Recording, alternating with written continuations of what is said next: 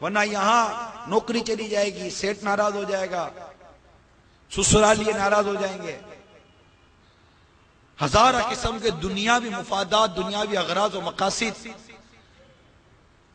کی نیتوں کو لے کر ہم جنازوں میں شرکت کرتے ہیں، میتوں میں شرکت کرتے ہیں۔ وہاں بھی جا کر عبرت کون لیتا ہے؟ جنازے میں جیسے آج ہم بیٹھے ہیں، کون سوچ رہا ہوگا الا ماشاءاللہ کہ ہو سکتا ہے کہ کبھی میرا بھی اسی طرح تیجا ہوگا؟ ہونا ہی ہے، کوئی کرے یا نہ کرے، تیجا تو ہونا ہی ہونا، تیسرا دن تو آنا ہی آنا ہے مرنے کے بعد۔ اب وہ تیجا ایصال ثواب کے لیے ہوتا ہے یا کس کے لیے ہوتا ہے تو اللہ بہتر جانتا ہے، لیکن مرنا تو ہر ایک کو ہے نا۔ تو کون سوچتا ہے جسے اطلاع ملتی ہے کہ فلاں کا انتقال ہو گیا تو کس کو یہ خیال آتا ہے کہ ایک دن میری بھی اطلاع چلے گی کہ میں بھی مروں گا؟ مرنے والے پر تو افسوس ہوتا ہی ہے کہ چلو وہ چلا گیا، دنیا سے رخصت ہو گئے، بالخصوص آل اولاد کو، رشتہ داروں کو، گھر والوں کو افسوس ہوتا ہی ہے جو محبت کرتے ہیں۔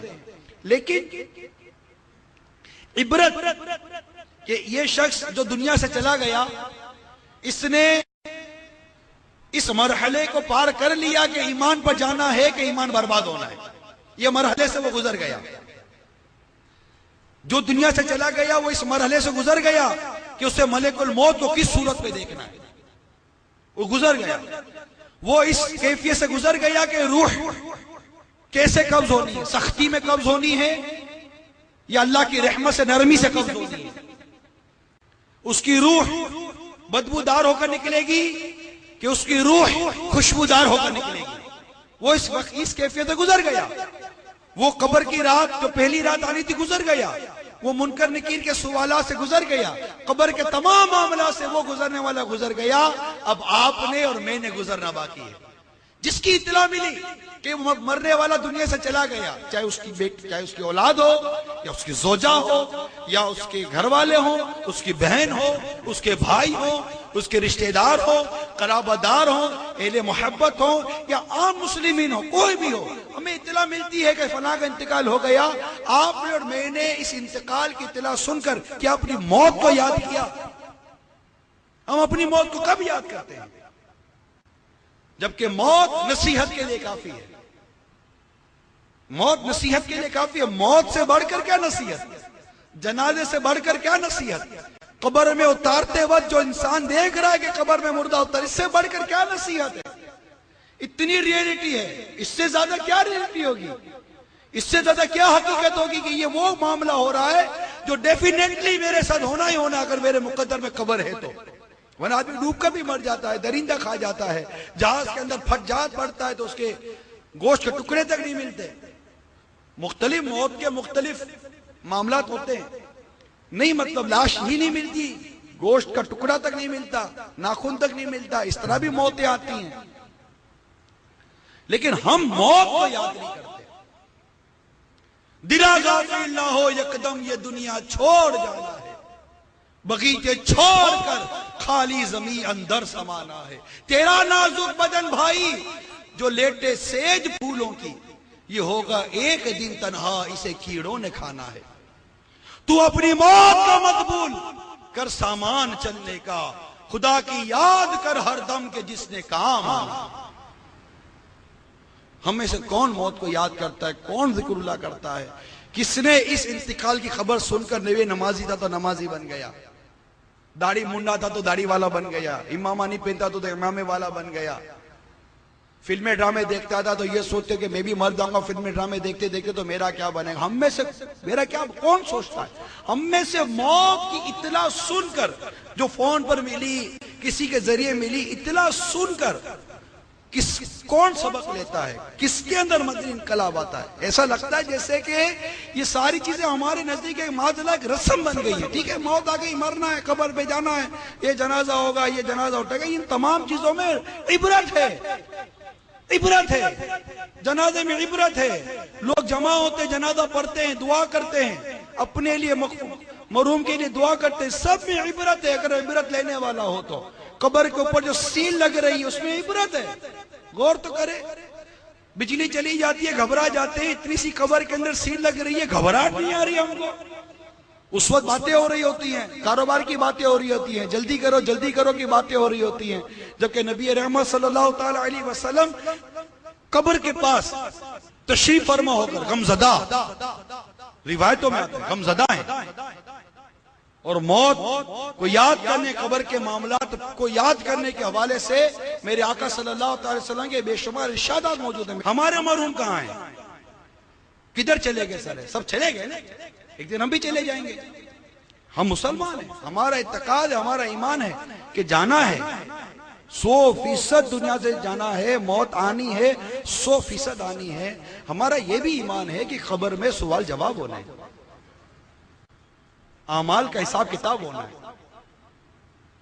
اللہ کو راضی کیے بغیر قبر میں اتر گئے، توبہ کیے بغیر قبر میں اتر گئے تو عذاب ہو سکتا ہے، اس جانتے ہیں ہم لوگ۔ نماز قضا ہوئی تو عذاب ہو سکتا ہے، سود کا کاروبار ہوا تو عذاب ہو سکتا ہے، اللہ ناراض ہوا تو، توبہ کی توفیق نصیب نہ ہوئی، توبہ کیے بغیر مر گئے، اور ہم جانتے بھی تو نہیں ہے نا کہ ہم توبہ کر کے مریں گے کہ بغیر توبہ کیے مر جائیں گے۔ تو غوث پاک رضی اللہ تعالیٰ عنہ کا وسیلہ موجود ہے، ایک امید موجود ہے، قوی امید موجود ہے کہ میرے غوث پاک نے فرمایا کہ میرا مرید بغیر توبہ کیے نہیں مرے گا، انشاءاللہ توبہ کر کے مریں گے انشاءاللہ۔ اللہ کی رحمت سے قوی امید کہ اللہ تبارک و تعالیٰ فرماتا ہے کہ میرا بندہ میرے ساتھ جیسا ظن رکھتا ہے میں اس کے ساتھ ویسا ہی ہوں۔ ہمارے رب کے ساتھ یہ ظن ہے، ہمارے اعمال اچھے نہیں ہیں، اعمال بہت برے ہیں، بہت برے، بہت گندے ہم لوگ، ہماری نسبت بہت اچھی ہے۔ ہم نے امیر سنت کے ہاتھ میں ہاتھ دیا ہے، اعلیٰ حضرت کے ہاتھ میں ہاتھ دیا ہے، غوث پاک کے ہاتھ میں ہاتھ دیا ہے، الحمدللہ مولا مرشد کشا کے ہاتھ میں ہاتھ ہے، ہم آقا کے غلام ہیں صلی اللہ تعالیٰ علیہ وسلم۔ اتنی نسبتیں ہیں، انشاءاللہ عز و جل، انشاءاللہ عز و جل توبہ کر کے ایمان سلامت لے کے جائیں گے انشاءاللہ، انشاءاللہ عز و جل۔ اس کی تیاری کریں، غفلت پہ نہ پڑے۔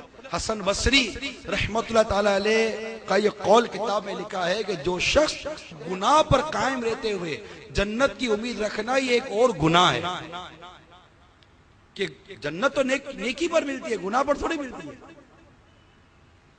اللہ کے نیک بندے نیکی کر کے ڈرتے تھے، اللہ کے نیک بندے نیکی کرتے تھے پھر ڈرتے تھے، نیکی کر کے ڈرا کرتے تھے کہ یہ نیکی قبول ہوئی یا نہیں ہوئی، اور ہم گناہ کر کے بھی نہیں ڈرتے۔ کس قدر مطلب الٹا معاملہ ہے۔ تو کبھی تیجے میں جائیں، چالیسے میں جائیں، میت میں جائیں، جنازے میں ہم شرکت کریں تو ایک کاش اپنی موت کو پیش نظر رکھیں۔ کتابوں میں یہ باتیں لکھی ہوئی ہے کہ پہلے کے ایسے لوگ گزرے کہ کبھی کوئی جنازے میں جاتا تو تعزیت کے لیے یہ طے نہ ہوتا کہ آخر صاحب خانہ کون ہے جس سے تعزیت کی جائے، اس کا وارث کون ہے جس سے تعزیت کی جائے، اہل خانہ ہو، جو بیٹا ہو یا جو، کیونکہ عموماً جو قریب ہوتا ہے وہ زیادہ غمزدہ زیادہ روتا ہے نا، اس کی مطلب کیفیت ہوتی ہے۔ لیکن پہلے جاتے تھے نا لوگ جنازے میں تو یہ طے نہیں ہو پاتا تھا، کیونکہ سارے کے سارے غمزدہ ہوتے تھے، سارے کے سارے جو ہے کہ پریشانی کی کیفیت میں ہوتے تھے، اور سب کو پریشانی اپنی موت کی ہوتی ہے، اپنے بارے میں سب سوچ غمزدہ ہوتے تھے کہ یہ تو جا رہا ہے، اس کا مطلب کہ ہو گیا معاملہ، تو یہ چلا گیا، یہ اپنا وقت اس نے گزارا دنیا کے اندر، یہ فتنوں کا گھر ہے دنیا، اس میں یہ آیا، پیدا ہوا، جوانی اور سارا جو اس کا دور تھا وہ گزار گیا، اب یہ چلا گیا،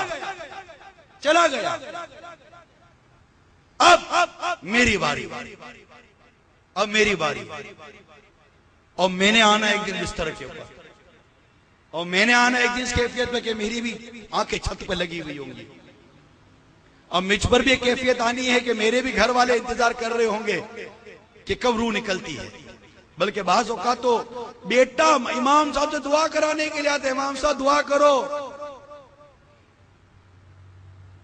میرا باپ ٹھنڈا ہو جائے، اس کے لیے آسانیوں کی دعا کرانے کے لیے آتے ہیں، آپ کو نہیں پتا، خدمت کرنے کے بجائے آسانیاں کرواتے ہیں، کیونکہ گھر کے اندر بوڑھا باپ موجود ہے، وہ کھانستا رہتا ہے، اس کی علاج پر خرچہ ہوتا رہتا ہے، اب بیٹا پریشان ہے کہ خدمت کروں، علاج کروں، کام کروں، کیا کروں، جی ہاں، جگہ جی لگانے کی دنیا نہیں ہے، یہ عبرت کی جا ہے، تماشا نہیں ہے، آتی ہے اولاد، بیوی بیچتی ہے کہ بیٹا جا تیرے باپ کی مٹی ٹھنڈی ہو جائے، اس کی دعا کروا کر لا، خدمت نہیں کر رہی اب، ہاں یہ وہی ہیں بیوی بچے جن کے لیے جو نہ کرنا تھا نا وہ بھی کیا ہے ہم نے، آج وہ ہماری موت کی دعا کروا رہے ہیں امام صاحب سے کہ دعا کر دو. تو یہ اپنی موت کو یاد کرے بندہ, اپنی قبر کو یاد کرے, اپنے حشر کو یاد کرے, قبر میں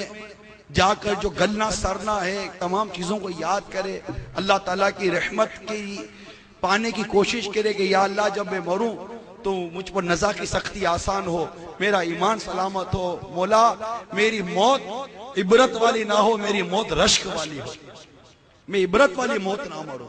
مجھے دیکھ کر لوگ یوں نہ کہیں کہ یہ کیسا مر گیا, دیکھو تو صحیح, تھو نہ کرے لوگ میری موت کے اوپر. ایک کاش میری موت قابل رشک ہو, ایک کاش ایسی موت آئے کہ میری زبان پر کلمہ طیبہ جاری ہو, آقا پر درود و سلام پیش ہو رہے ہوں, ایک کاش گنبد خضرا ہو میری آنکھوں کے سامنے.